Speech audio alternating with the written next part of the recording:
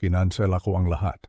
Ang bahay, ang magandang bahay na iyon sa isang prestihiyosong kapitbahayan kung saan pinaghirapan ito ng anak ko, ang bahay na inakala ng manugang kong si Isabela na mamanahin niya ay hindi na sa kanya. Ang kumpol ng mga susi na hawak niya ay isa na lamang walang kwentang piraso ng metal. Inutusan ko ang aking abogado na palitan ng lahat ng mga kandado at maglagay ng malaking paunawa sa pinto. Isang paunawa na nagsasaad na ang ari-arian ay iniimbestigahan at ang pera. Ang 45 milyong piso na perang insurance na natanggap niya mula sa pagkamatay ng kanyang asawa, ang perang inakala niyang magbibigay sa kanya ng bagong buhay, pinawi ko ang lahat sa isang iglap, isang tawag lang sa kumpanya ng insurance kasama ang aking abogado, at lahat ng kanyang bank account ay na-freeze. Ginawa ko ito ng walang pag-aalinlangan, walang awa, dahil ang habag, iyon ang hindi nito ipinakita noong araw na iyon. Ang araw na dapat sana ay ang pinakamalungkot na araw para sa aming pamilya. Bakit ko ginawa ang lahat ng ito, tanong mo? Dahil sa libing ng kanyang asawa, noong mismong araw na inililibing namin ang aking nag-iisang anak na si Jose, wala siya roon. Walang Isabela na umiiyak sa tabi ko, walang palo na nagluluksa. Sa halip, habang naglalagay ako ng lupa sa kabaong ng aking anak, nasa Boracay siya, masaya, at nag-post pa ng larawan sa Instagram. May hawak na cocktail at nakangiti ng abot tainga. Walang utang na loob, iyon ang tawag sa gawaing iyon. Isang sampal sa mukha sa alaala ng aking anak at isang sampal sa mukha sa aking karakter bilang kanyang ama. Naaalala ko ng malinaw ang araw na iyon na parang kahapon lang. Kulay abo at mabigat ang langit tulad ng aking mga emosyon. Nakatayo ako sa simbahan, pinagmamasdan ang ilang mga kaibigan at kamag-anak na dumating. Bawat isa sa kanila ay may dalang lungkot sa kanilang mga mata. Bawat yakap, bawat pakikiramay ay parang punyal na tumatagos ng mas malalim sa aking puso. Ngunit sa kabila ng lahat, ang aking mga mata ay patuloy na sumusulyap sa pinto, naghihintay. Umasa. Siguro trapiko, sabi ko sa sarili ko. Siguro naantala ang kanyang paglipad mula Cebu. Mahal na mahal ko siya. Kaya kahit sa mga sandaling iyon, sinubukan kong maghanap ng dahilan para sa kanya. Tinatrato ko siya na parang sarili kong anak sa loob ng 8 taon. Ipinagtanggol ko siya laban kay Jose tuwing nagtatalo sila. Sinabi ko sa anak ko na ang kasal ay nangangailangan ng pasensya. Ngunit habang lumilipas ang bawat minuto at nagsisimula ang seremonya, nawawala ang aking pag-asa. Ako ang nakatayo sa harap ng lahat upang magbigay ng eulogy. Nag-iisa ako. Bawat salita ay parang napakahirap. Ikinuwento ko kung gaano kabuti si Jose, kung gaano siya kasipag, kung gaano ko siya kamahal. Ngunit sa likod ng bawat salita, isang tanong ang sumisigaw sa aking isipan. Isabela, nasaan ka? Pagkatapos ng libing, bumalik ako sa isang bahay na naging masyadong tahimik at malamig. Naupo ako sa kusina, hawak ang telepono, mabigat ang aking puso. Gumawa ako ng isang bagay na hindi ko pa nagagawa noon. Binuksan ko ang Instagram at pagkatapos ay nakita ko ito. Ang larawan, isang masigla at makulay na larawan, isang malaking kaibahan sa aking kulay abong mundo. Si Isabela, na nakasuot ng matingkad na pulang bikini, ay nakatayo sa malambot na puting buhangin ng Boracay. Nakangiti siya, isang nakakapreskong at walang inaalala ng ngiti. Sa tabi niya ay isang lalaki, ang aming hardinero, si Marco, mahigpit na nakapulupot ang braso niya sa baywang niya. Endos ay, mas masakit pa ang caption, magsaya ka sa buhay habang kaya mo pa, pinabati kita sa mga bagong simula. Mga bagong simula, paulit-ulit sa isip ko ang kaisipang yon. Isang bagong simula. Habang tinatapos ng anak ko ang kanyang buhay, ang asawa niya naman ay nagsisimula ng bagong buhay sa Boracay. Kasama ang hardinero habang inililibing namin ang anak ko, hindi doon natapos ang pagtataksil. Nag-scroll down ako sa mga komento. Pinabati siya ng mga kaibigan niya. Nagkomento pa ang kapatid niya. Natutuwa akong nakalusot ka sa lahat ng problemang iyon. Perpekto si Marco para sa iyo. Drama, trahedya. Pagkamatay ng anak ko, para sa kanila drama lang yon. Sa sandaling iyon, nawala ang sakit sa akin, napalitan ito ng iba. Isang bagay na malamig, matigas, at nakakatakot na malinaw. Napagtanto kong hindi ito isang kusang loob na gawain. Isa itong plano, isang malupit at kalkuladong plano. Akala nila isa lamang akong mahinang matanda na magluluksa sa kalungkutan at hindi kailanman kukwestiyonin ito. Akala nila nanalo na sila. Kinuha nila ang anak ko at ngayon ay nagdiriwang sila sa kanyang puntod gamit ang perang nararapat sa kanya. Pero mali sila. Minaliit nila ang sakit ng isang ama at minamaliit nila ang katalinuhan ng isang amang naghahanap ng hustisya. Hindi ito paghihiganti. Para sa akin, ito ay tungkol sa pagdadala ng hustisya. Hustisya para sa anak kong si Jose, hustisya para sa aming pamilya. Maaring perpekto ang kanilang plano, ngunit nakagawa sila ng isang nakamamatay na pagkakamali. Hinayaan nila akong mabuhay at gagamitin ko ang bawat natitirang araw ng aking buhay upang matiyak na magbabayad sila ang kapalit ng kanilang ginawa. At ang pag-freeze ng mga bank account at pagpapalit ng mga kandado ng bahay, simula pa lang yon. Pero bago natin ituloy ang kwento kung paano ko unti-unting naibalik ang lahat, mangyaring mag-subscribe sa channel na ito, i-like ang video at magkomento sa ibaba kung aling lungsod o probinsya ang iyong pinapakinggan. Malaki ang kahulugan ng iyong suporta para sa akin. Ang sumunod na 2 linggo ay ang pinakamahaba at pinakamahirap na 2 linggo sa aking buhay. Bawat araw ay parang paglalakad sa isang manipis na alambre. Kinailangan kong ipagpatuloy ang aking pagganap bilang isang amang nagluluksa habang sa kaibuturan ng aking puso ay nag-aalab ang isang plano para sa katarungan. Ang aking anak na si Jose ay buhay at nagtatago lamang sa isang maliit na apartment na inupahan niya sa ilalim ng ibang pangalan. 20 minuto lang ang layo mula sa akin. Ngunit para sa buong mundo, siya ay pumanaw na. At ako ang kanyang naulilang ama. Dinalaw ko ang kanyang libingan ng 2 beses sa isang linggo, tulad ng inaasahan sa isang amang namatayan.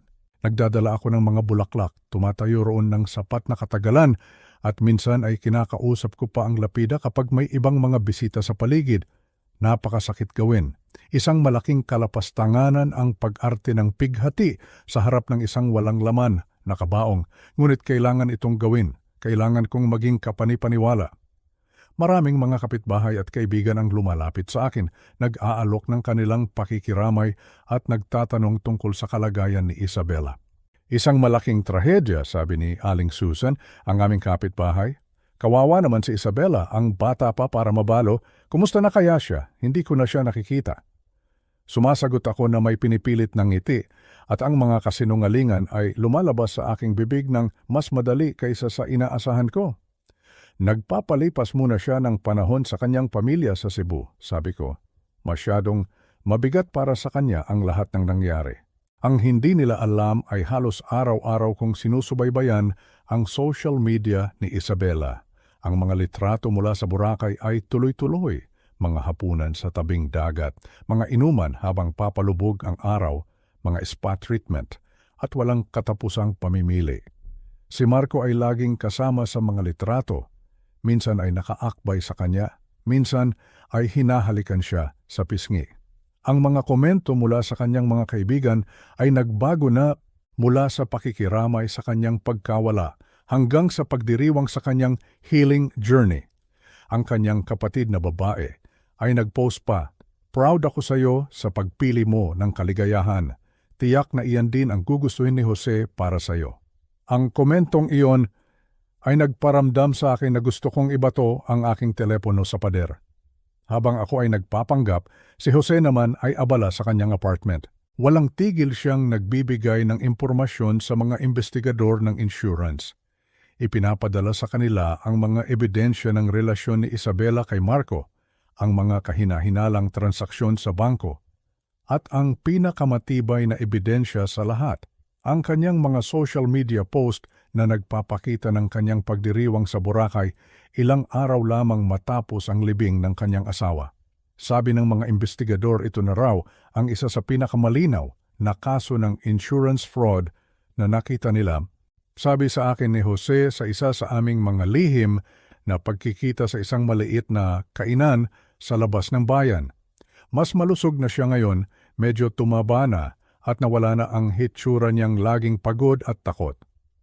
3 kumpanya ng insurance, 45 milyong piso sa mga peking claim at siya mismo ang nagpo-post ng ebidensya ng kanyang krimen online. Tanong ko sa kanya, kailan sila aaksyon?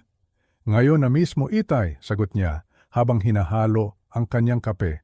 Dapat ay frozen na ang mga account niya mamayang hapon. Gigising si Isabela bukas ng umaga na wala ng access sa kahit isang kusing ng pera niya.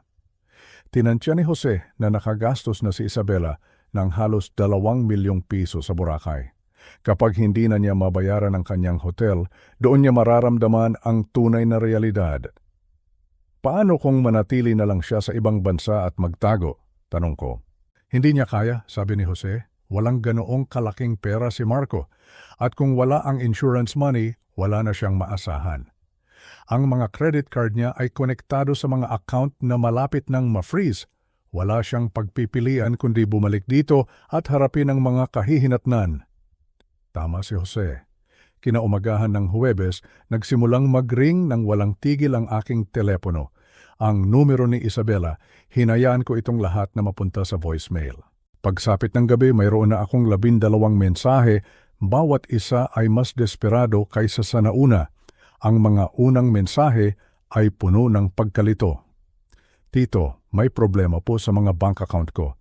Pwede po ba ninyo akong tawagan? Sa ikapitong mensahe, naroon na ang takot. Tito, na-stuck po ako dito sa Boracay. Sabi ng hotel, hindi raw gumagana ang mga card ko. Kailangan ko po sanang magpadala kayo ng pera pansamantala. Ang mga huling mensahe ay puno na ng desperasyon. Please, Tito, alam kong natatanggap ninyo to. Natatakot na po ako.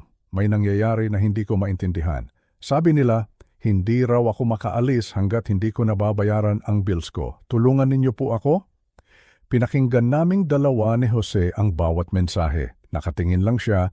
Ang kanyang mukha ay hindi nagpapakita ng kasiyahan, kundi isang madilim na pakiramdam na ang hustisya ay nagsisimula ng gumulong. Napansin ko, nagpapanik na talaga siya. Mabuti, sabi ni Jose. Dapat lang. Isinara niya ang kanyang laptop. Kinontak na ako ng NBI kahapon. Well, ang abogado ko na kumakatawan sa aking estate. Gusto nilang kapanayamin ang mga natitirang miyembro ng pamilya tungkol sa posibleng financial irregularities na may kinalaman sa asawa ng namatay. Gusto nilang makausap kaming dalawa kapag nakabalik na si Isabela sa bansa. At ayon sa mga autoridad, malapit na iyon mangyari. Kinailangan niyang bayaran ang kanyang mga utang bago makaalis. Paano niya gagawin iyon? Ang ngiti ni Jose ay malamig. Doon na pumasok si Marco. Ipinagyayabang pala niya sa mga kaibigan niya ang tungkol sa kanyang mayamang Amerikana. Nagpost ng mga litrato ng mga mamahaling regalo na binili ni Isabela para sa kanya. Nang mawala ang pera kahapon, nawala na rin ang pagmamahal niya. Iniwan niya si Isabela. Sumakay siya ng unang flight pabalik ng Maynila kaninang umaga. Si Isabela ay mag-isa na ngayon sa isang lugar na hindi niya kilala. Walang pera, walang kaibigan, at may dumaraming problema sa batas. Sa puntong iyon, sinabi ni Jose, halos maawa na ako sa kanya. Halos. Ako? Wala akong naramdamang awa. Sa tuwing naaalala ko ang pagtayo ko sa harap ng isang walang laman na libingan, ang simpatya ko ay naglalaho. Nakipag-ugnayan si Isabela sa kanyang kapatid na siyang nagpadala sa kanya ng sapat na pera para sa isang plane ticket pauwi. Ang flight niya ay lalapag kinabukasan ng gabi. Handa na kami, handa na ako. Ang eroplano ni Isabela ay lumapag ng alas 8:30 ng gabi ng Biyernes. Malamig ang hangin. Alam ko dahil walang tigil kong sinusubaybayan ang kanyang flight, tulad ng pagsubaybay ko sa lahat ng bagay tungkol sa kanya sa nakalipas na 2 linggo. Maghapon kaming gumawa ng mga huling paghahanda ni Jose para sa tinatawag niyang ang paghaharap. Nakaupo ako sa aking sala, nagpapanggap na nanonood ng telebisyon nang tumunog ang aking telepono bandang 9:45 ang numero ni Isabela. Hinayaan kong magring ito ng 4 na beses bago sagutin, sapat na para magmukhang isang taong abala sa kanyang pagluluksa. Tito, ang boses niya ay pagod at pilit. Salamat sa Diyos at sinagot ninyo. Pasensya na po, hindi ako makatawag. May problema sa signal sa Boracay tapos na delay pa ang flight ko, ang gulo po ng lahat. Pinanatili kong neutral ang aking boses. Isabela, inaasahan ko nang babalik ka. Nandito na po ako sa bahay pero may problema po sa mga kandado. Ayaw gumana ng susi ko tapos may nakadikit na papel sa pinto. Hindi ko mabasa ng maayos sa dilim. Ang boses niya ay bahagyang pumiyok. Pwede po ba kayong pumunta rito? Alam kong gabi na pero natatakot po akong mag-isa ngayon. Sumulyap ako sa orasan. Eksakto sa aming plano. Ang locksmith na kinuha ni Jose ay pinalitan ang mga kandado kaninang hapon at ang abiso sa pinto ay mula sa NBI, ipinapaalam na ang bahay ay bahagi ng isang patuloy na investigasyon sa fraud. Darating ako sa loob ng 20 minuto, sabi ko. Salamat po, Tito. Hindi ko alam ang gagawin ko kung wala kayo. Kayo na lang po ang pamilya ko ngayon na wala na si Jose. Huminto siya, gumawa ng isang tunog na parang hikbi. Ngunit mas tunog, pagod kaysa sa tunay na pighati. Ang biyahe papunta sa bahay ni Jose ay parang panaginip. Daan-daang beses ko nang ginawa ang biyaheng ito. Mga hapunan ng pamilya, mga Pasko, pagtulong sa mga sira sa bahay. Ngunit ang gabing ito ay iba. Ang gabing ito ako ay nagmamaneho patungo sa isang pagtutuos. Si Isabela ay nakatayo sa beranda nang dumating ako, malayong malayo sa hitsura ng babaeng nagliliwanag sa mga litrato sa Boracay. Ang kanyang buhok ay nakatali sa isang magulong ponytail. Ang kanyang balat ay maputla at pagod. Ang suot niyang damit ay gusot na parabang natulog na siya rito. Ang kanyang mga mata ay namumula dahil sa pagod o sa luha. Hindi ko masabi. Tito, salamat sa pagdating. Nagmamadali siyang lumapit at mangyayakapin ako, ngunit bahagya akong umatras. Ang kilos ay banayad, ngunit napansin niya. Isang kislap ng pagkalito ang dumaan sa kanyang mukha. Tingnan ko ang abiso na iyan, sabi ko, nilagpasan siya, papunta sa pintuan. Ang dokumento ng NBI ay opisyal at nakakatakot. Puno ng mga legal na salita tungkol sa pag-freeze ng mga ari-arian at patuloy na investigasyon. Pinasa ko ito ng dahan-dahan habang tinitingnan si Isabela sa gilid ng aking mga mata. Naglalakad siya pabalik-balik sa likuran ko, yakap ang sarili. Hindi ko maintindihan ang lahat ng ito, sabi niya. Bakit masasangkot ang NBI sa pagkamatay ni Jose? Atake sa puso yon, natural causes. Humarap ako sa kanya ng buo sa unang pagkakataon. Sa ilaw ng beranda, mas malala pa ang hitsura niya. May maitim na bilog sa ilalim ng kanyang mga mata at ang kanyang mga kamay ay bahagyang nanginginig. Isabela, saan ka ba talaga nanggaling sa nakalipas na 2 linggo? Sinabi ko na po sa inyo, nasa Cebu ako kasama ang kapatid ko, sinusubukang harapin ang pighati. Ang kasinungalingan ay lumabas ng maayos, ensayado. Tapos po, kumuha ako ng ilang araw sa Boracay. Sabi ng doktor, baka makatulong daw ang paglalakbay sa depression. Boracay. Inulit ko ang salita ng walang emosyon. Ilang araw lang po. Naisip ni ate na baka makatulong ang pagbabago ng lugar para makayanan ko ang pagkawala ni Jose. Ang kanyang boses ay lumakas, mas kumpiyansa habang naninindigan sa kanyang kwento. Alam ko pong maaaring mukhang hindi sensitibo, pero nasisira na po ako, Tito. Kailangan kong lumayo sa lahat ng alaala dito. Tumango ako ng dahan-dahan na parang tinatanggap ang kanyang paliwanag. Naiintindihan ko, ang pighati ay iba-iba ang epekto sa bawat tao. Isang alon ng ginhawa ang dumaan sa kanyang mukha. Eksakto po. Salamat po sa pag-unawa. Alam ko pong maiintindihan ninyo. Itinuro niya ang bahay. Pero hindi ko pa rin maintindihan kung bakit nasangkot ang NBI o kung bakit ayaw gumana ng mga susi ko. Baka dapat po tayong tumawag sa isang tao para malaman natin. Kinuha ko ang aking telepono. Nasa akin ang numero ng abogado ni Jose. Baka alam niya kung ano ang nangyayari. Opo, please, tawagan ninyo siya. Siguradong isa lang itong pagkakamali. Denial ko ang numerong ibinigay sa akin ni Jose. Ang kanyang abogado, si Attorney David Chen, ay handa na at inaasahan ang tawag. Sinagot niya sa pangalawang ring. David, si Timothy Morrison ito. Nandito ako sa bahay ni Jose kasama si Isabela at may abiso ng NBI sa pinto tungkol sa isang imbestigasyon. Huminto ako, hinayaan siyang magsalita sa kabilang linya. Aha, ganun ba? Kailan pa ito nangyari? Lumapit si Isabela, sinusubukang pakinggan ang usapan. Bahagya akong umiwas sa kanya. Fraud, sabi ko, sapat na malakas para marinig niya ng malinaw. Anong ibig mong sabihin na insurance fraud? Nawala ang kulay sa mukha ni Isabela. Hinawakan niya ang braso ko. Anong sinasabi niya? Itinaas ko ang isang daliri, nagpapatuloy sa pakikinig sa paliwanag ni David. Maraming mga policy, mga hindi autorisadong aplikasyon. Tumingin ako ng diretsyo kay Isabela. David, nandito si Isabela. Sabi niya, wala raw siyang alam tungkol dito. Tito, ano ang pinagsasabi niya? Tumaas ang boses ni Isabela, naroon na ang takot. Sabi niya, may ebidensya raw ang NBI na may pumeke sa pirma ni Jose sa ilang life insurance applications.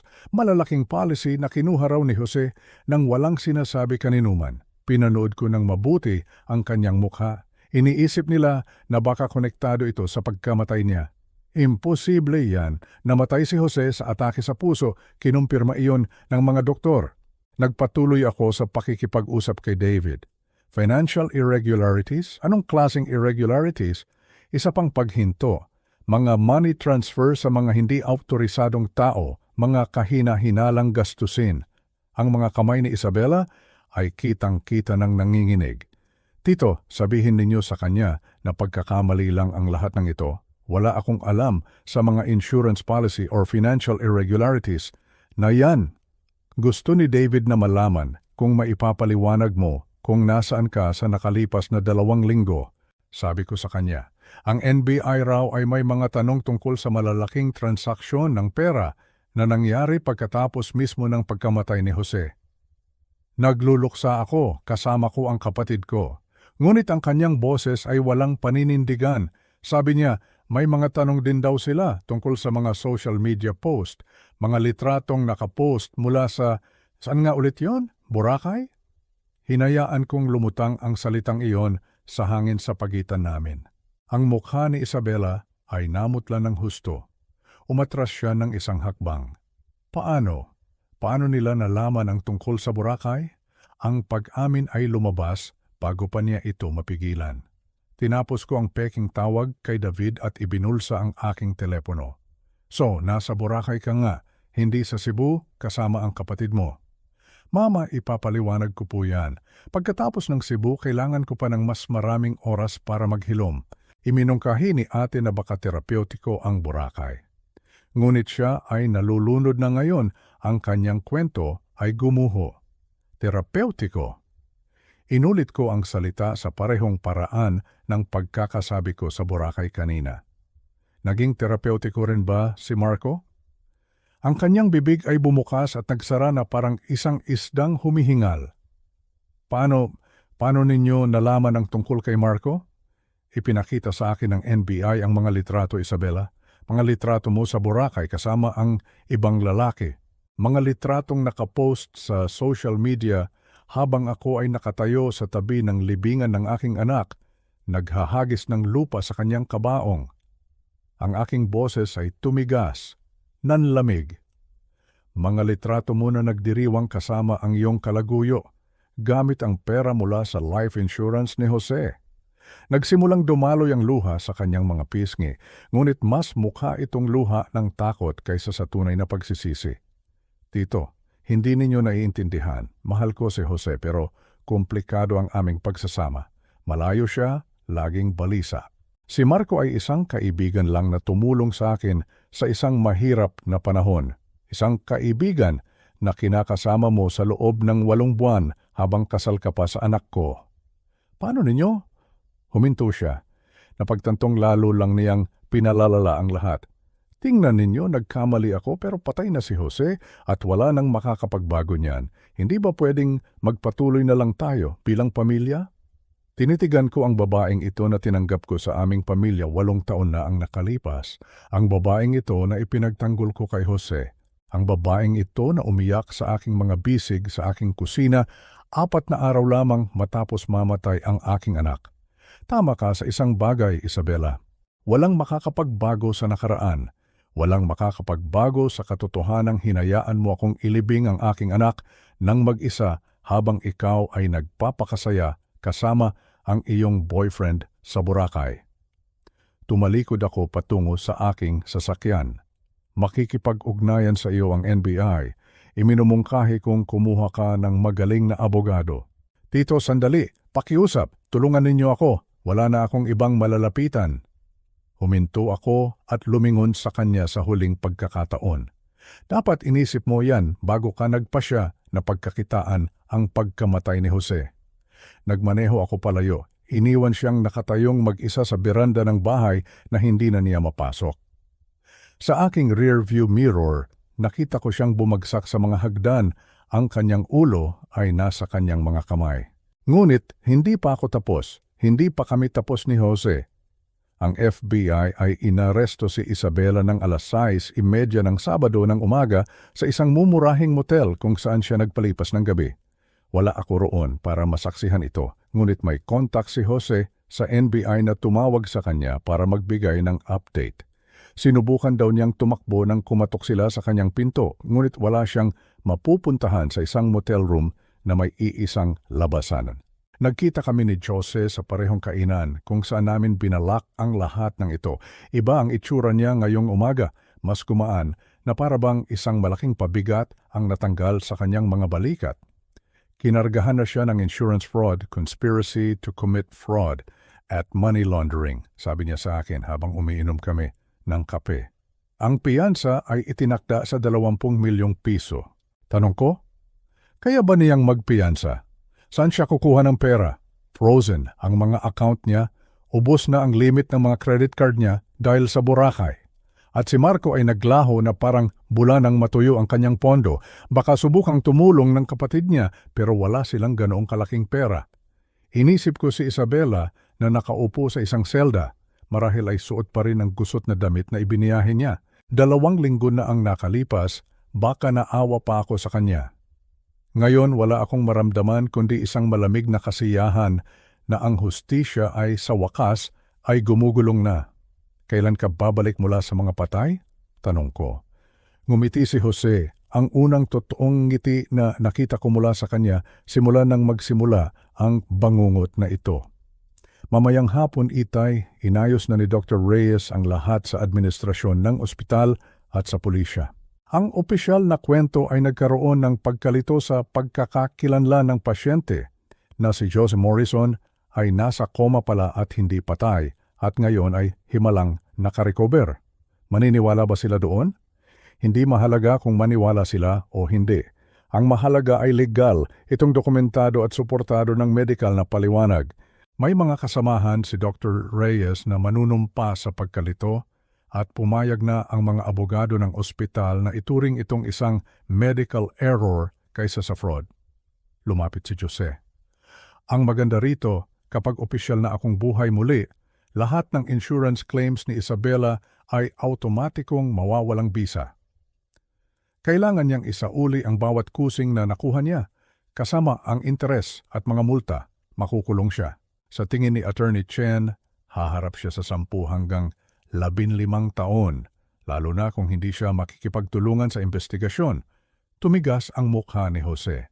At makikipagtulungan siya dahil malalaman niya ang isang napaka-interesanting impormasyon tungkol sa kanyang boyfriend na si Marco. Anong impormasyon? Si Marco ay hindi lang isang hardinero na may relasyon sa isang may asawang babae. Matagal na siyang nagpapatakbo ng isang long con. Tinatarget ang mga malulungkot na asawa sa mayayamang subdivision.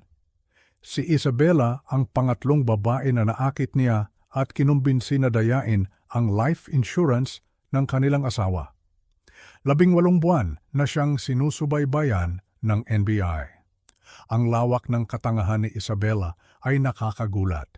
Akala niya nilalaro niya si Jose, pero siya pala ang nilalaro ni Marco sa lahat ng oras. Isa lang siyang biktima, eksakto. Si Marco marahil ang nag-udyok sa kanya na kumuha ng mga karagdagang insurance policy. Siya marahil ang tumulong sa kanya na mag-research ng mga paraan para magmukhang natural ang pagkamatay ni Jose. Umiling si Jose. Akala niya siya ang maninila, pero biktima lang din siya ng mas malaking maninila. 2:00 ng hapon, nagpunta ako sa ospital para saksihan ang muling pagkabuhay ng aking anak. Sinalubong ako ni Dr. Reyes sa lobby, mukhang kinakabahan ngunit determinado. Isinasakripisyo niya ang kanyang karera para tulungan si Jose, ngunit ipinaliwanag niya na hindi niya kayang panoorin na lang ang isang mabuting tao na masira ng isang mapanlinlang na asawa. Ang silid ni Jose ay nasa ika-4 na palapag kung saan siya namatay 2 linggo na ang nakalipas. Pagpasok ko, nakaupo siya sa kama, nakasuot ng hospital gown. Mukhang mahina at nalilito para sa isang taong kagigising lang mula sa koma. Itay, ang boses niya ay alanganin. Anong nangyari? Naalala ko lang, sumakit ang dibdib ko tapos wala na. Ang pag-arte ay perpekto, kahit alam kong isa itong palabas, nakaramdam ako ng tunay na ginhawa nang marinig muli ang boses ng aking anak. Nasa koma ka, anak. Akala namin nawala ka na sa amin. Pumasok si Dr. Reyes na may dalang clipboard. Ginoong Morrison, kailangan kong ipaliwanag ang nangyari. Nagkaroon ng isang malaking medical error. Ang iyong anak ay hindi kailanman pumanaw. Siya ay nasa isang catatonic state na kamukha ng kamatayan, ngunit nag-malfunction ang aming monitoring equipment. Pero, nagkaroon kami ng libing, sabi ko, kinagampanan ang aking papel. Alam ko po, at hindi sapat ang aking paumanhin sa trauma na naidulot nito. Sasagutin ng ospital ang lahat ng gastos. Humawak si Jose sa aking kamay. Itay, sorry, hindi ko mailarawan ang pinagdaanan mo. Ang mahalaga, buhay ka. Tumingin ako kay Dr. Reyes. Kailan siya pwedeng umuwi? Ilang araw pa ng obserbasyon at kailangan ko ring kontakin ang asawa ng iyong anak. Dapat niyang malaman agad ang tungkol dito. Tungkol diyan, sabi ko ng maingat, inaresto si Isabela kaninang umaga, insurance fraud. Nanlaki ang mga mata ni Jose sa perpektong pagkagulat. Inaresto? Anong pinagsasabi mo? Habang nasa koma ka, nag-file siya ng maraming life insurance claims. Kumuha pala siya ng maraming policy nang hindi mo alam. Sabi ng NBI, may kasabwat siya, isang lalaking nagngangalang Marco. Si Marco, ang hardinero natin? Ang pagkalito ni Jose ay mukhang tunay. Itay, hindi ko maintindihan. Siguro dapat muna nating pagpahingain si G. Morrison, sabi ni Dr. Reyes. Pagkaalis ng doktor, tahimik kaming naupo ni Jose. Tapos na ang palabas. Opisyal ng buhay muli ang aking anak at si Isabela ay haharap na sa mga kahihinatnan. Kumusta ang pakiramdam mo? Tanong ko. Malaya, sabi niya. Sa unang pagkakataon sa loob ng maraming taon, pakiramdam ko ay ganap akong malaya. Hindi na siya makakabalik sa dati niyang buhay, ngunit maaari siyang magsimulang muli sa ilalim ng isang bagong pagkakakilanlan. Paano ka, Itay? Handa ka na rin ba sa isang bagong kabanata? Inisip ko ang aking tahimik na pagre-retiro, ang kalungkutan, at inisip ko ang nakalipas na 2 linggo na nagbigay sa akin ng layunin. Ang bagong kumpanya mo ay mangangailangan ng isang business partner, sabi ko. Isang taong may karanasan para gabayan ito. Ang ngiti ni Jose ay nagliwanag. Inaasahan kong iyan ang sasabihin mo. 3 buwan ang lumipas, binuksan ang Morrison & Son Ethical Consulting sa Cebu. Si Jose na ngayon ay si Roberto, ang CEO at ako ang senior partner. Si Isabela ay sinentensyahan ng 12 taon sa federal na bilangguan. Si Marco ay nahuli sa Guatemala at nahaharap sa maraming kaso. Sa anibersaryo ng pagkamatay ni Jose, dinalaw namin ang sementeryo kung saan nakalibing pa rin ang isang walang laman na kabaong. Nagdala kami ng mga bulaklak bilang paalala kung gaano kami muntik ng magkahiwalay magpakailanman. Pinagsisisihan mo ba ito? Tanong ni Jose. Lahat ng ginawa natin kay Isabela, nag-isip ako. Pinagsisisihan kung umabot tayo sa ganito? pero hindi ko pinagsisisihan na prinotektahan ko ang ating pamilya mula sa isang taong sisirain tayong dalawa ng walang pag-aalinlangan. Poteva boy, tumango si Jose habang naglalakad kami pabalik sa aming sasakyan. Napagtanto ko kung gaano karami ang nagbago sa isang taon. Nawalan ako ng anak at muli siyang nakuha. Nawalan ako ng manugang at nakuha ko ang aking kalayaan. Nawala ang aking tahimik na pagre-retiro at nagkaroon ako ng bagong layunin at higit sa lahat isang mas malalim na relasyon sa anak na halos mawala sa akin magpakailanman. Sinubukan ni Isabela na pagkakitaan ang akala niyang kamatayan ni Jose. Ngunit sa huli, ang kanyang muling pagkabuhay ang nagbigay sa aming dalawa ng isang bagong buhay. Ang hustisya na pagtanto ko ay minsan dumarating sa mga pinaka-hindi inaasahang paraan. Ang FBI ay inaresto si Isabela ng 6:30 ng Sabado ng umaga sa isang mumurahing motel kung saan siya nagpalipas ng gabi pagkatapos kong iwanan siya sa beranda ng bahay na akala niya ay sa kanya. Wala ako roon para masaksihan ito, ngunit may contact si Jose sa NBI na tumawag sa kanya para magbigay ng update. Sinubukan daw niyang tumakbo nang kumatok sila sa kanyang pinto, ngunit wala siyang mapupuntahan sa isang maliit na motel room na may iisang labasan. Ang babaeng minsan ay nagliwanag sa karangyaan at kumpiyansa ay nahuli na parang isang daga sa isang bitag. Ang pagbagsak niya ay mabilis at walang awa tulad ng kanyang mga plano para sa amin.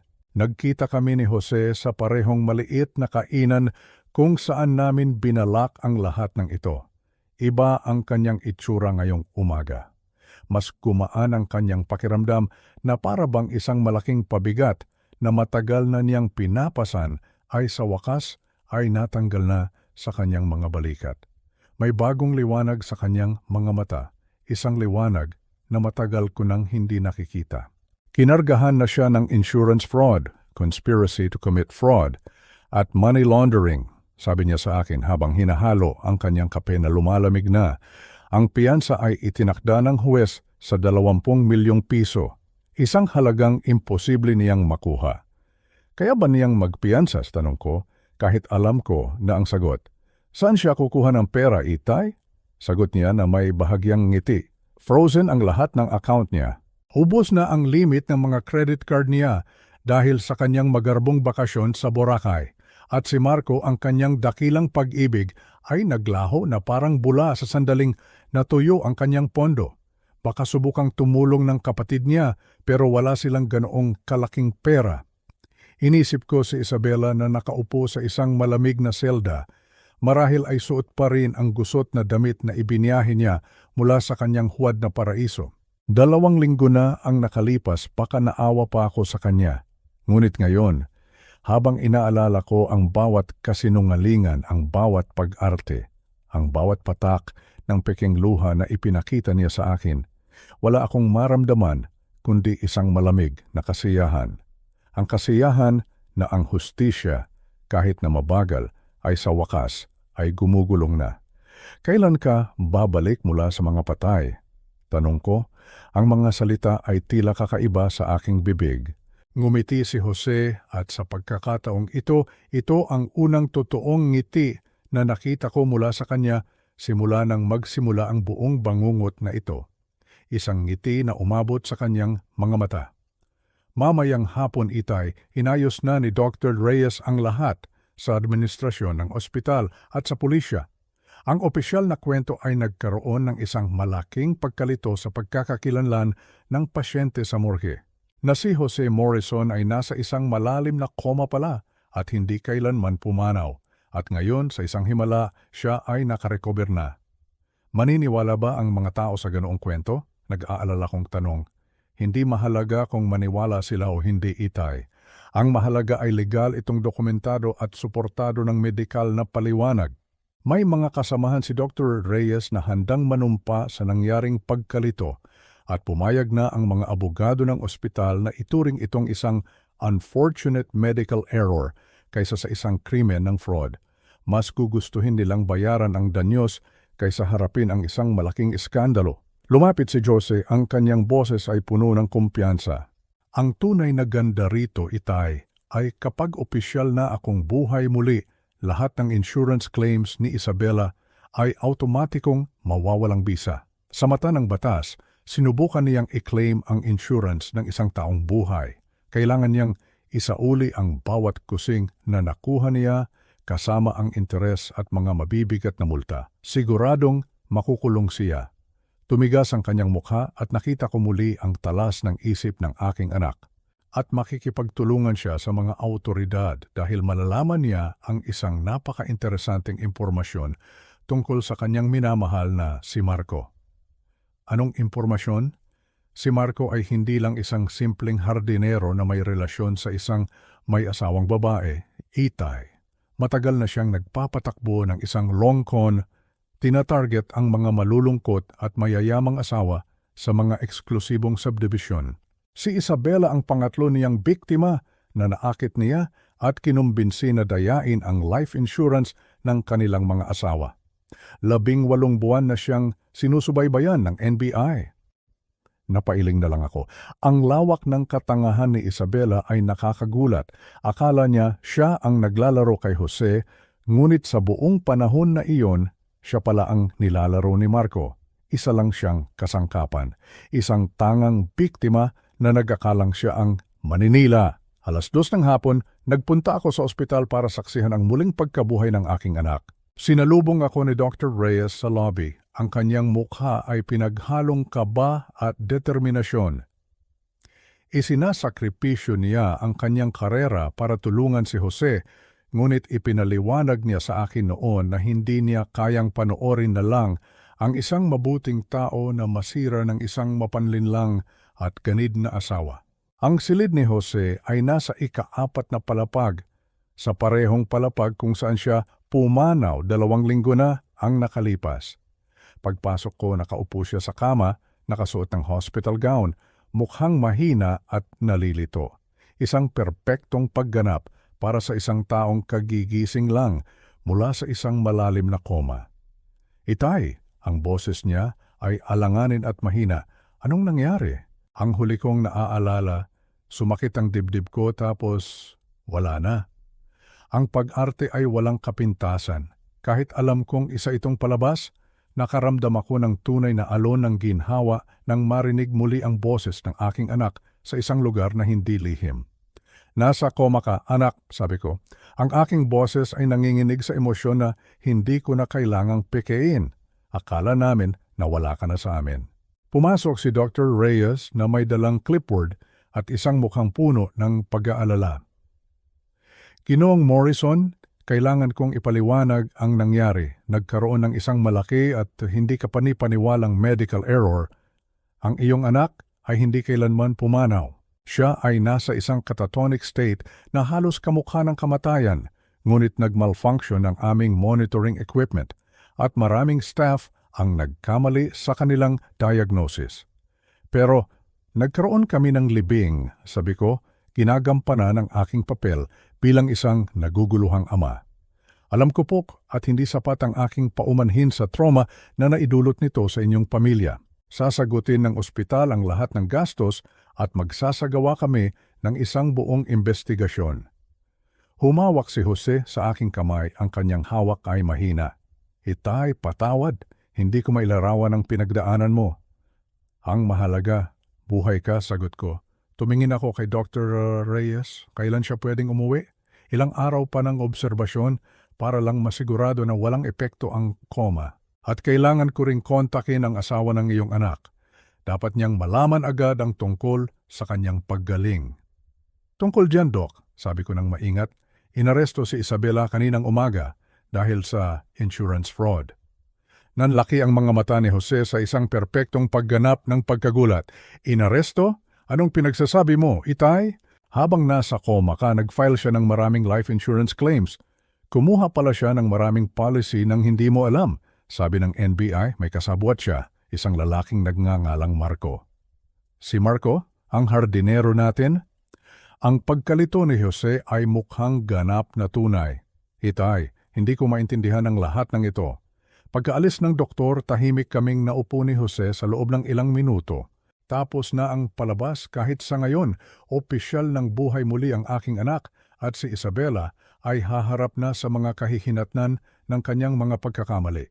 Kumusta ang pakiramdam mo? Tanong ko sa kanya. Malaya, sabi niya, isang simpleng salita na puno ng kahulugan. Sa unang pagkakataon sa loob ng maraming buwan marahil ay mga taon, pakiramdam ko ay ganap akong malaya.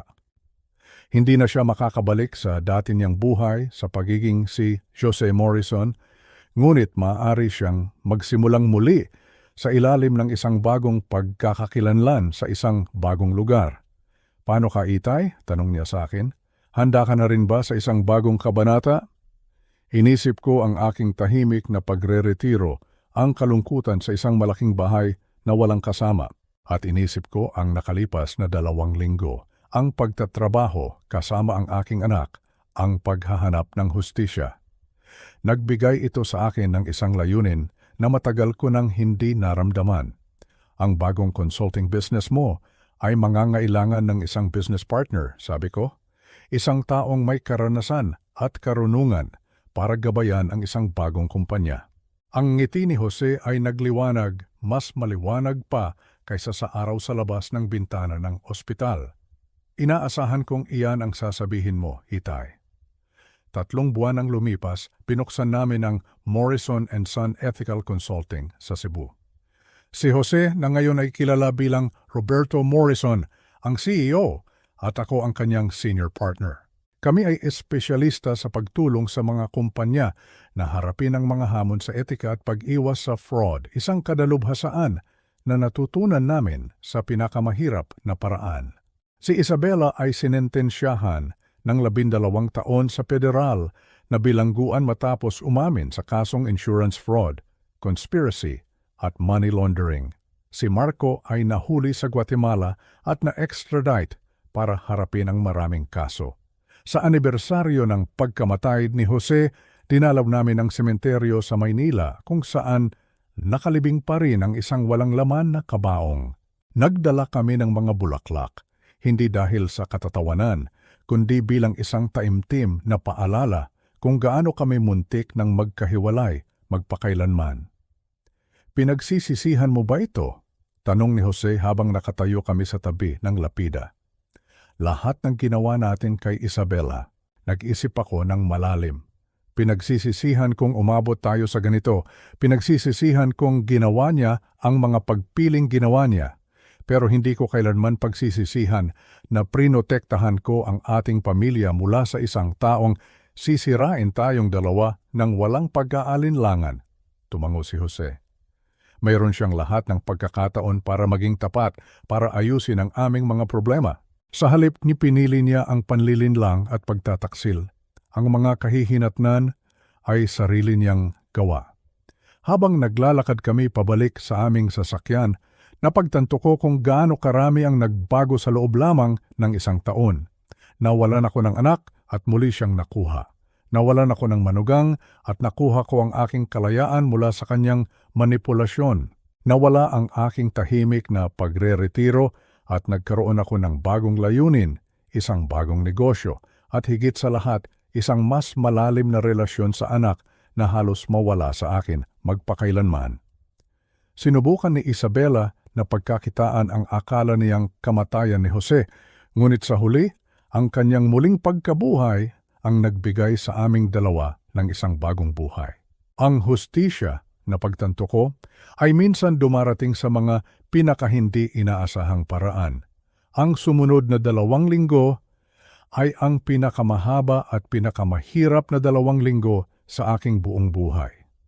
Bawat araw ay parang paglalakad sa isang manipis na alambre sa ibabaw ng isang malalim na bangin. Kinailangan kong ipagpatuloy ang pagganap sa papel ng isang amang nagluluksa habang sa kaibuturan ng aking puso, isang plano ang tahimik na nabubuo. Isang plano para sa katarungan. Ang aking anak na si Richard ay buhay, nagtatago sa isang maliit at hindi kilalang apartment na inupahan niya sa ilalim ng ibang pangalan. 20 minuto lang ang layo mula sa akin.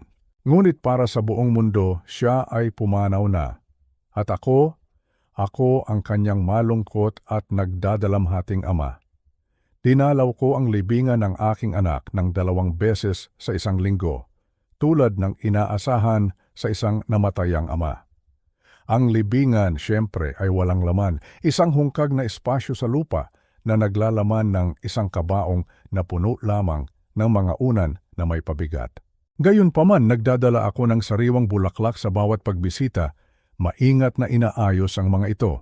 Tatayo ako roon sa tila sapat na katagalan, ang aking ulo ay nakayuko, ang aking mga balikat ay bagsak. Minsan, kapag may ibang mga bisita sa paligid, kinakausap ko pa ang lapida. Ang aking boses ay isang mahinang bulong, nagsasalita tungkol sa mga alaala, sa mga pagsisisi.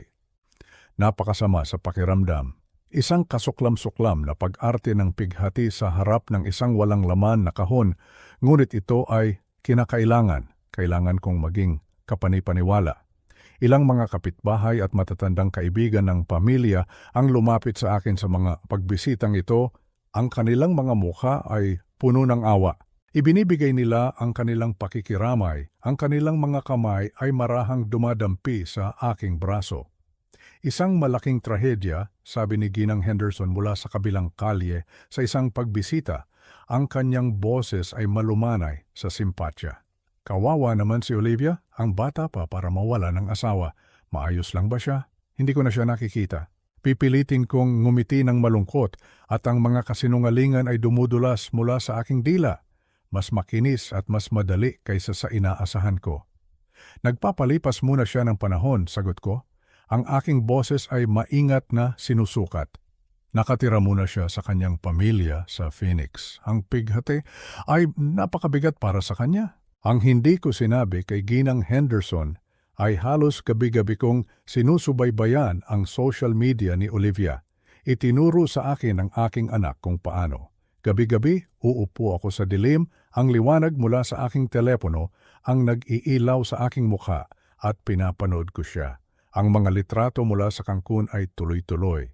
May mga larawan ng mga hapunan sa tabing dagat na may 2 dosenang pagkain, mga cocktail sa paglubog ng araw na may magagarang payong, mga mararangyang spa treatment at walang katapusang pamimili. Si Miguel ay kasama sa karamihan ng mga ito, ang kanyang braso ay nakaakbay sa kanya. Minsan ay hinahalikan siya sa pisngi habang tumatawa siya sa kamera. Ang mga komento mula sa kanyang mga kaibigan ay nag-iba na mula sa pakikiramay sa kanyang pagkawala hanggang sa pagdiriwang sa kanyang healing journey. Ang kanyang kapatid na babae ay nag-post ng isang komento na nagparamdam sa akin na gusto kong ibato ang aking telepono sa pader. Sabi nito, "Proud ako sa iyo sa pagpili mo ng kaligayahan. Tiyak na iyan din ang gugustuhin ni Richard para sa iyo." Gugustuhin iyon ni Richard. Ang kapal ng mukha, ang kawalan ng respeto. Habang ginagampanan ko ang aking papel, si Richard naman ay abala. Siya ay isang taong nagbago. Mula sa kanyang pansamantalang apartment na aming lihim na war room, sistematiko siyang nagpapakain ng impormasyon sa mga investigador ng insurance. Ibinigay niya sa kanila ang mga ebidensya na may petsa at oras ng relasyon ni Olivia, ang kanyang mga kahina-hinalang gawain sa pananalapi at ang pinakamatibay na ebidensya sa lahat, ang kanyang sariling mga post sa social media na nagpapakita ng kanyang pagdiriwang sa Mexico ilang araw lamang matapos ang libing ng kanyang asawa. Sinasabi ng mga investigador na isa ito sa pinakamalinaw na kaso ng insurance fraud na nakita nila. Sabi sa akin ni Richard sa isa sa aming mga lihim na pagkikita. Nagkikita kami sa isang maliit at tahimik na kainan sa labas ng bayan. Laging nakaupo sa isang booth sa pinakalikod. Mas malusog na siya ngayon. Medyo tumaba na siya at nawala na ang hitsura niyang pagod at desperado noong unang gabi. Napalitan ito ng isang malamig at matalas na focus. 3 kumpanya ng insurance, $1.7 milyong sa mga peking claim at siya mismo ang literal na nagpo-post ng ebidensya ng kanyang sariling mga krimen online para makita ng buong mundo. Itinanong ko sa kanya ang tanong na matagal nang bumabagabag sa aking isipan. Kailan sila aaksyon? Dahan-dahan niyang hinalo ang kanyang kape. Ang kanyang mga mata ay nakatutok sa umiikot na likido. Ngayon na mismo, sabi niya, tumingin sa akin, dapat ay frozen na ang mga account mamayang hapon. Gigising si Olivia bukas ng umaga na hindi na maa-access ang kanyang pera. Dahan-dahan siyang humigop. Tinatanti ako na nakagastos na siya ng halos 80,000 dolyar sa Cancun. Kapag hindi na niya mabayaran ang kanyang hotel room, mararamdaman niya ang realidad at tatama ito sa kanya ng napakalakas. Isang malamig na takot ang biglang kumapit sa akin. Paano kung manatili na lang siya sa Mexico? Magtago? Umiling si Richard. Hindi niya kaya, walang ganoong kalaking pera si Miguel at kung wala ang pondo mula sa insurance, wala na siyang aasahan. Ang kanyang mga credit card ay konektado sa mga account na malapit ng ma-freeze. Wala siyang pagpipilian. Kailangan niyang bumalik at harapin ang mga kahihinatnan. Sumandal siya sa booth, isang madilim na ekspresyon sa kanyang mukha. Kailangan niyang bumalik sa iyo, Itay, at kailangan mong maging handa. Tumango ako, ang puso ko ay kumakabog. Sa loob ng 2 linggo, ako ay isang aktor. Ngayon, ang huling yugto ay magsisimula na. Tama si Richard. Noong Huwebes ng hapon, ang aking maingat na binuong tahimik na buhay ng pagpapanggap na pigati ay nawasak. Nagsimulang mag-vibrate ang aking telepono, isang numero na kilala ko. Ang cellphone ni Olivia. Tiningnan ko ang screen, ang puso ko ay dumadagundong sa aking dibdib. Hinayaan ko itong mapunta sa voicemail. Ilang minuto ang lumipas, nag-vibrate ulit ito. At muli, hinayaan ko silang lahat. Pagsapit ng gabi, mayroon na akong 12 naghihintay na mensahe. Bawat isa ay mas desperado kaysa sa nauna. Bawat isa ay isang maliit at kasiya siyang hakbang sa kanyang hindi maiiwasang pagbagsak. Naupo ako na may isang basong tubig. Bahagyang nanginginig ang aking kamay at pinatugtog ko ang mga ito para marinig ni Richard sa aming ligtas na linya. Ang mga unang mensahe ay puno ng pagkalito. Ang kanyang boses ay may bahid ng pagkayamot ng isang taong na sana'y makuha ang gusto. Timothy, may problema sa mga bank account ko. Pwede mo ba akong tawagan, pakiusap? Mukhang hindi gumagana ang mga ito. Sa ikapitong mensahe, ang purong takot ay pumasok na. Ang kanyang boses ay mas mataas, pilit.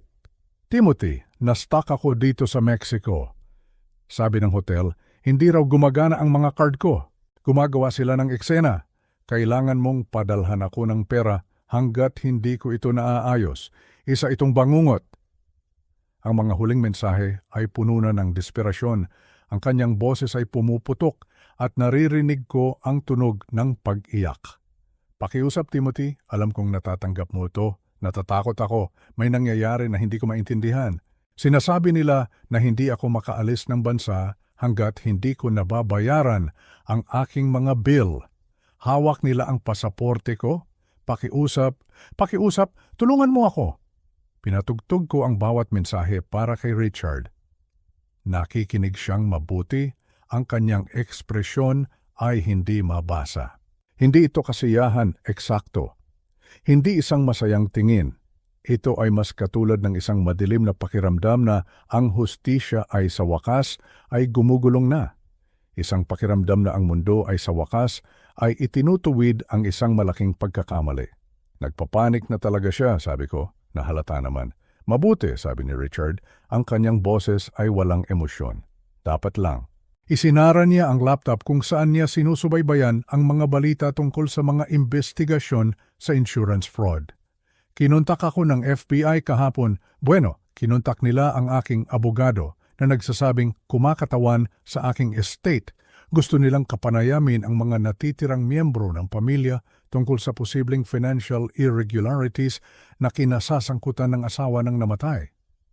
Huminto siya, hinayaang lumubog ang mga salita.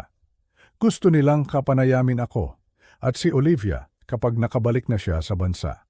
Na, ayon sa mga awtoridad sa Mexico, ay malapit nang mangyari. Hindi nila siya hahawakan ng walang katiyakan, ngunit hinihiling nilang bayaran niya ang lahat ng kanyang mga utang bago umalis. Paano niya gagawin iyon nang walang access sa kanyang mga account? Tanong ko. Ang ngiti ni Richard ay malamig. Ito ang ngiti ng isang taong itinulak ng sobra at ngayon ay gumaganti na. doon na papasok si Miguel, o mas tamang sabihin, doon siya lalabas. Lumalabas na ipinagyayabang pala niya sa kanyang mga kaibigan ang tungkol sa kanyang mayamang Amerikanang kasintahan. Nag-post siya ng mga litrato ng mga mamahaling regalo na binibili sa kanya, ang mga mararangyang hotel na tinutuluyan nila. Nang matuyo ang pera kahapon, natuyo na rin ang kanyang sigasig para sa kanilang relasyon. Iniwan niya siya. Sumakay siya ng unang flight pabalik sa Chicago kaninang umaga. Ang imahe ay napakalinaw sa aking isipan. Si Olivia, mag-isa sa isang banyagang bansa, inabandona ng kanyang mangingibig sa sandaling nawala ang pera. Walang pera, walang kaibigan, at isang dumaraming listahan ng mga legal na problema na papalapit sa kanya. Sumandal si Richard sa kanyang upuan. Halos maawa na ako sa kanya, sabi niya ng mahina. Halos. Ako? Hindi. Wala akong naramdaman para sa kanya. Sa tuwing naaalala ko ang pagtayo sa harap ng walang laman na libingang iyon habang siya ay tumatawa sa isang beach, ang aking simpatya ay naglalaho.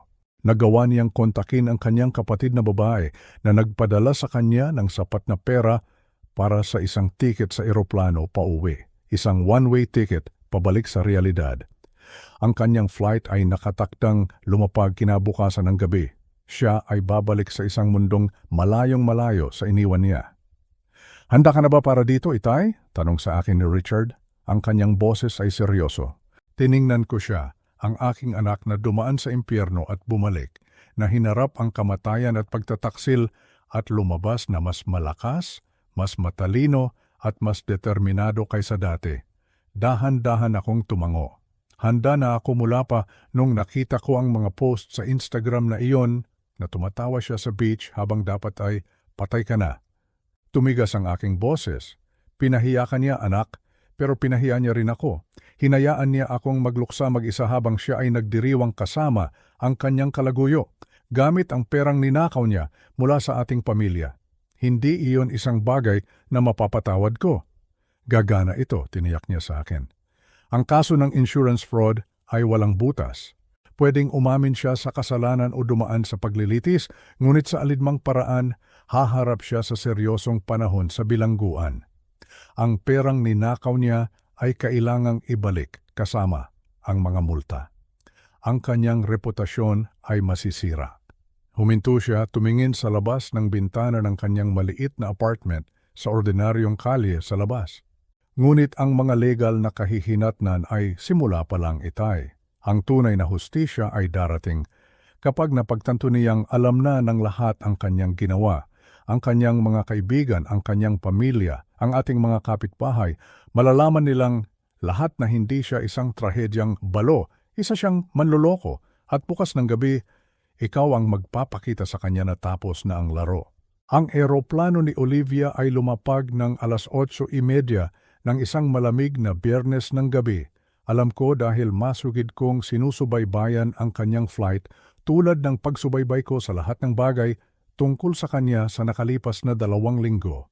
Kinugol namin ni Richard ang hapon sa paggawa ng mga huling paghahanda para sa tinatawag niyang ang paghaharap.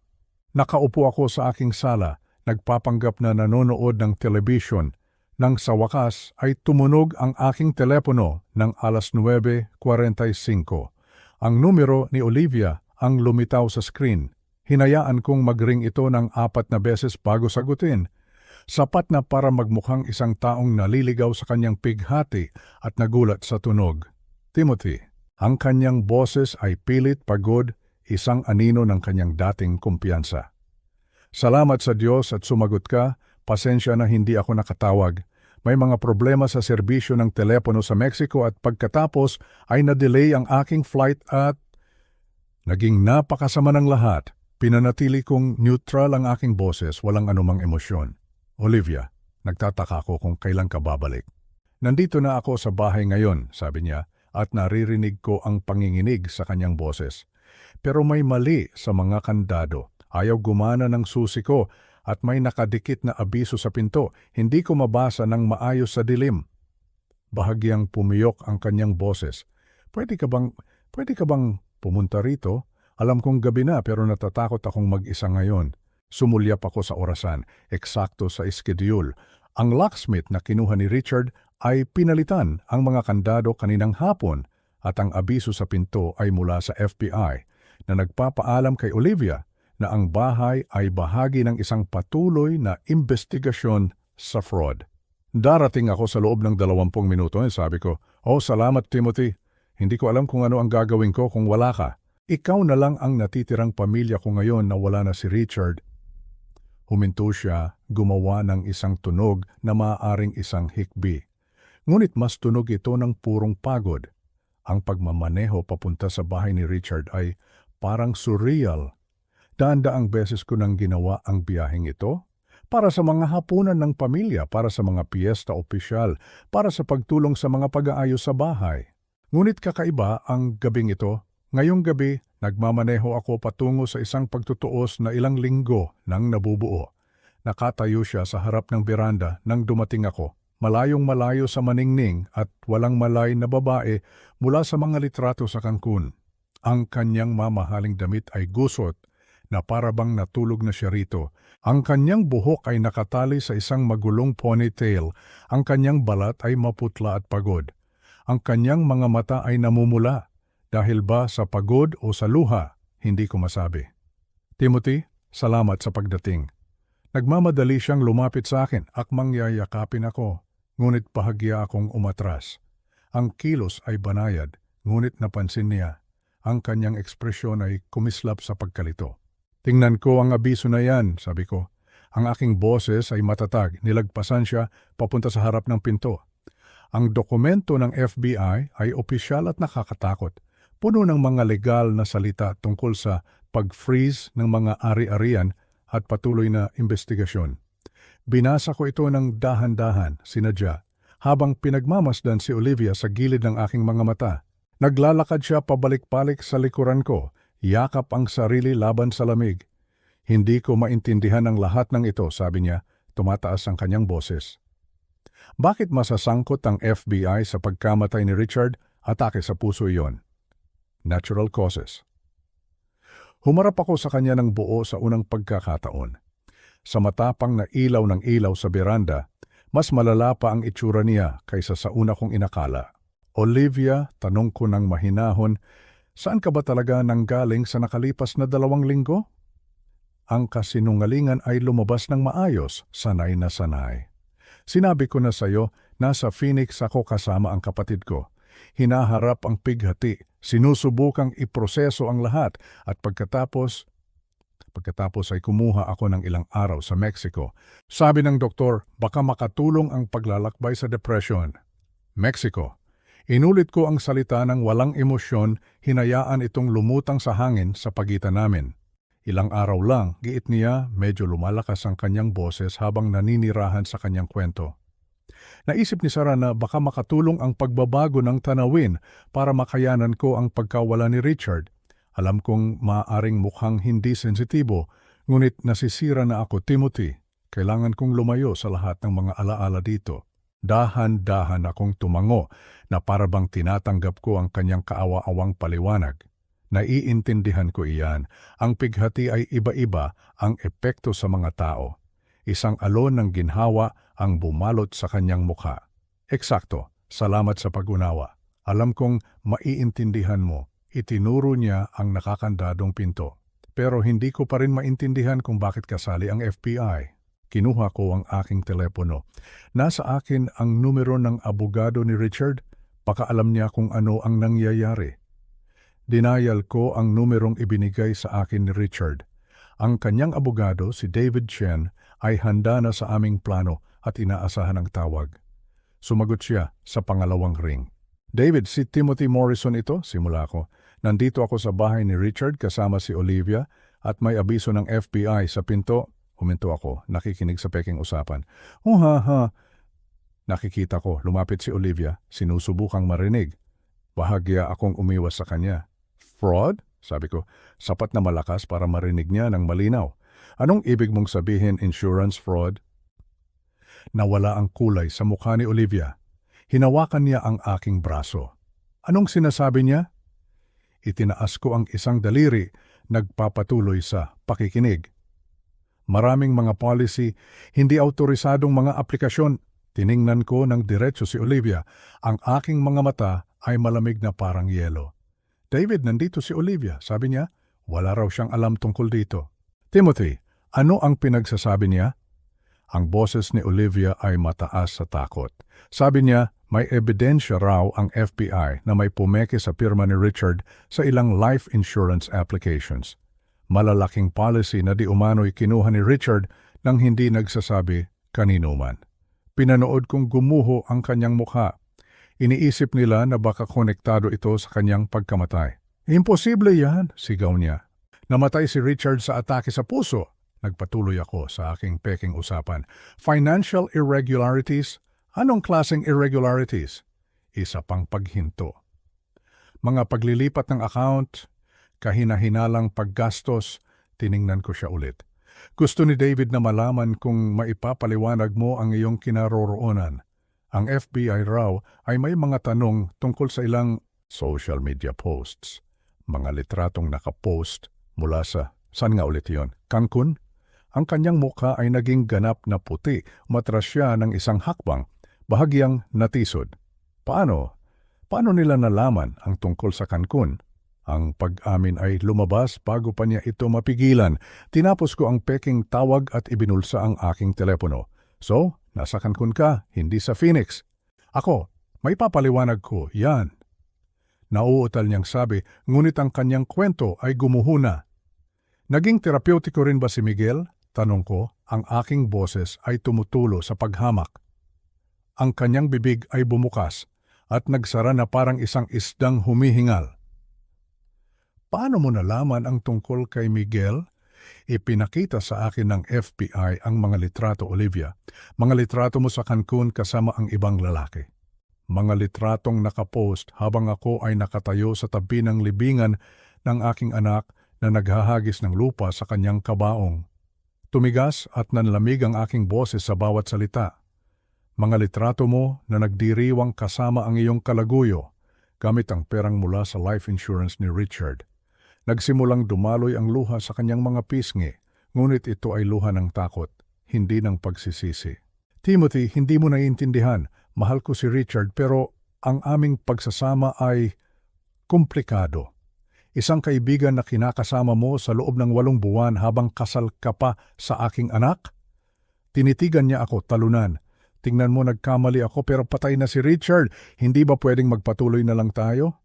Tinitigan ko ang babaeng minsan kong itinuring na anak. Tama ka sa isang bagay, Olivia. Walang makakapagbago sa nakaraan. Walang makakapagbago sa katotohanang hinayaan mo akong ilibing ang aking anak mag-isa. Tumalikod ako at naglakad patungo sa aking sasakyan.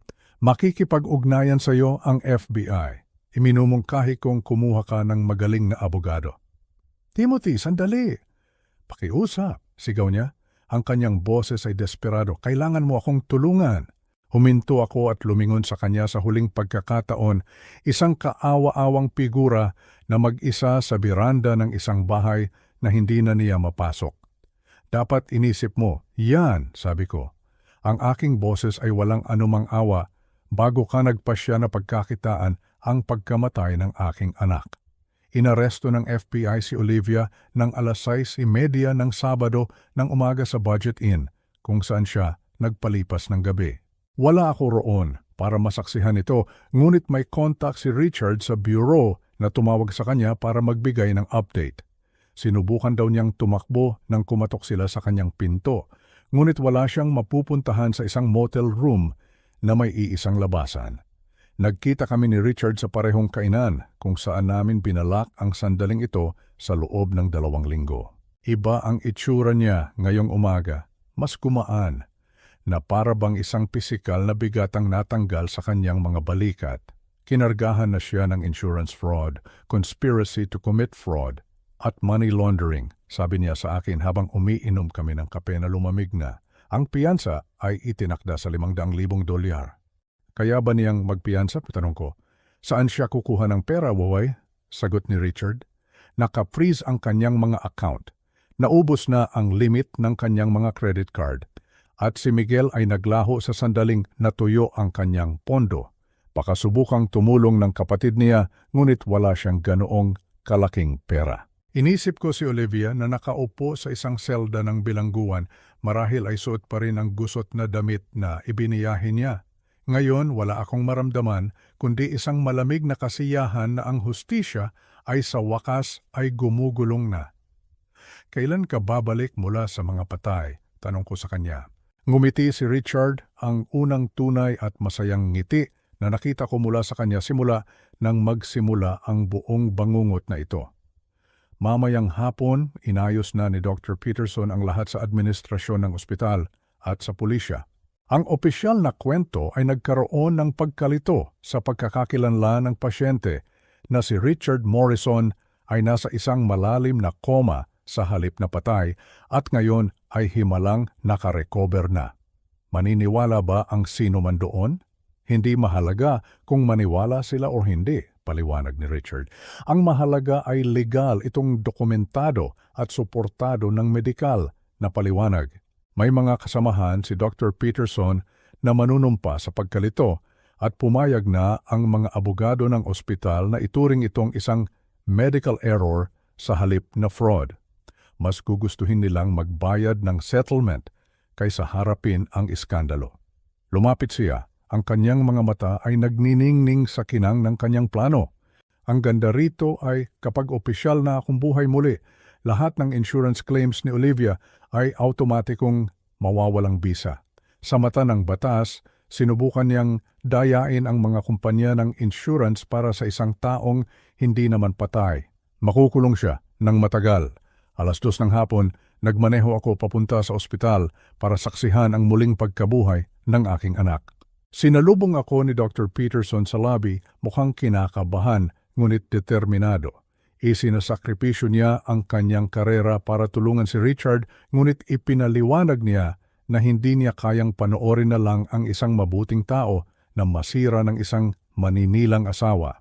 Ang silid ni Richard sa ospital ay nasa ika-4 na palapag, ang parehong palapag kung saan di umano'y namatay siya 2 linggo na ang nakalipas. Pagpasok ko, nakaupo siya sa kama, nakasuot ng hospital gown, mukhang mahina at nalilito para sa isang taong kagigising lang mula sa isang koma. Itay, ang kanyang boses ay isang mahina at alanganing bulong. Anong nangyari? Naalala ko ang sakit sa dibdib. At pagkatapos ay wala na. Ang pag-arte ay walang kapintasan. Kahit alam kong isa itong palabas, nakaramdam ako ng isang tunay at napakalaking alon ng ginhawa nang makita ang aking anak na nakaupo roon, nang marinig muli ang kanyang boses sa liwanag ng araw. Nasa koma ka, anak, sabi ko. Ang aking sariling boses ay makapal sa totoong emosyon. Akala namin nawala ka na sa amin. Pumasok si Dr. Peterson na may dalang clipboard at isang nag-aalalang ekspresyon. Ginoong Morrison, kailangan kong ipaliwanag ang nangyari. Nagkaroon ng isang malaki at dapat kong sabihin lubos na ikinalulungkot na medical error na kinasasangkutan ng pagkakakilanlan ng pasyente. Ang iyong anak ay hindi kailanman pumanaw. Siya ay nasa isang catatonic state na gumaya sa kamatayan, ngunit nag-malfunction ang aming monitoring equipment at maraming staff ang nagkamali sa kanilang diagnosis. Pero nagkaroon kami ng libing, sabi ko. Ginagampanan ang aking papel bilang naguguluhang at nagdadalamhating ama. Alam ko, sabi ni Dr. Peterson, ang kanyang mukha ay isang maskara ng propesyonal na pagsisisi. At hindi sapat ang aking paghingi ng tawad sa trauma na idinulot nito sa inyong pamilya. Sasagutin ng ospital ang lahat ng kaugnay na gastos at nagsasagawa kami ng isang buong investigasyon kung paano nangyari ang ganitong kapahamakan. Hinawakan ni Richard ng mahina ang aking kamay. Itay, pasensya na, hindi ko mailarawan kung ano ang pinagdaanan mo. Ang mahalaga, buhay ka, sabi ko, tumingin kay Dr. Peterson. Kailan siya pwedeng umuwi? Ilang araw pa ng obserbasyon. At kailangan ko ring kontakin ang asawa ng iyong anak. Dapat niyang malaman agad ang tungkol sa kanyang paggaling. Tungkol diyan, sabi ko ng maingat, inaresto si Olivia kaninang umaga dahil sa insurance fraud. Nanlaki ang mga mata ni Richard sa isang perpektong imitasyon ng pagkagulat. Inaresto? Ano ang pinagsasabi mo? Habang nasa coma ka, nag-file siya ng maraming life insurance claims. Lumalabas na kumuha siya ng ilang policy nang hindi mo alam at sinusubukan niyang kolektahin ang mga ito. Maingat kong pinanood ang mukha ni Richard. Sabi ng FBI, may kasama siyang iba, isang lalaking nagngangalang Miguel. Si Miguel ang ating hardinero. Ang pagkalito ni Richard ay mukhang ganap na totoo. Itay, hindi ko maintindihan ang lahat ng ito. Pagkaalis ng doktor, tahimik kaming naupo ni Richard sa loob ng ilang minuto. Tapos na ang palabas kahit sa ngayon. Opisyal ng buhay muli ang aking anak at si Olivia ay haharap na sa mga kahihinatnan ng kanyang pagtataksil. Sa mga sumunod na buwan, ang lahat ng piraso ng aming binuong plano ay unti-unting nalagay sa kanilang tamang lugar. Si Isabela, na nahaharap sa napakatibay na ebidensya laban sa kanya, ay walang pagpipilian kundi umamin sa kanyang mga kasalanan.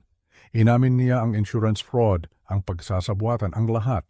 Sinentensyahan siya ng 12 taon sa federal na bilangguan.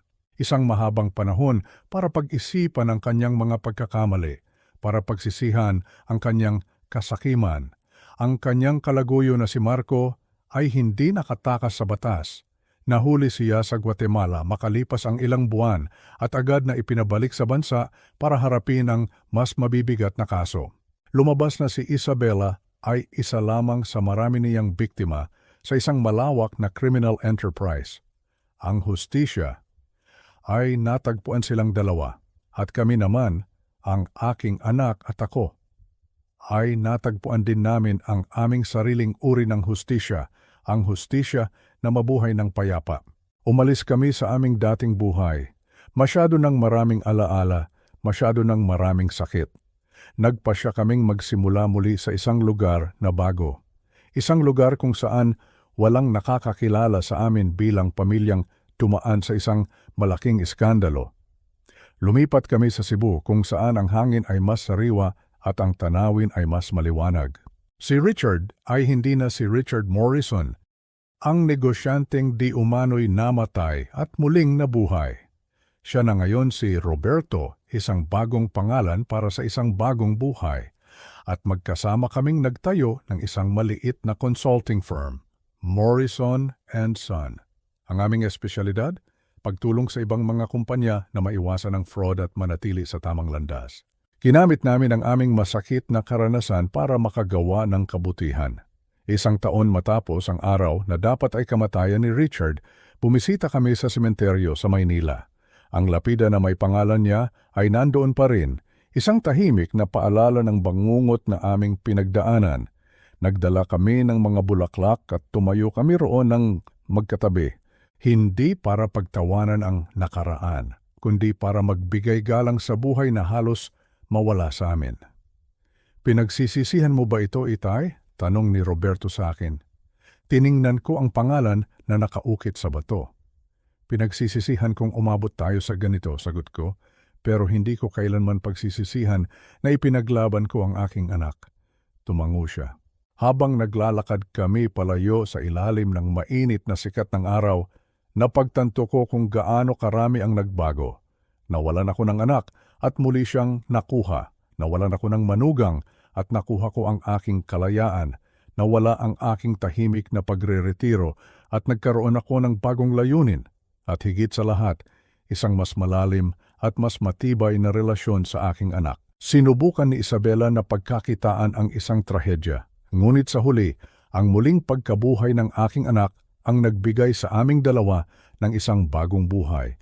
At sa bagong buhay na iyon, sa wakas ay natagpuan namin ang kapayapaan.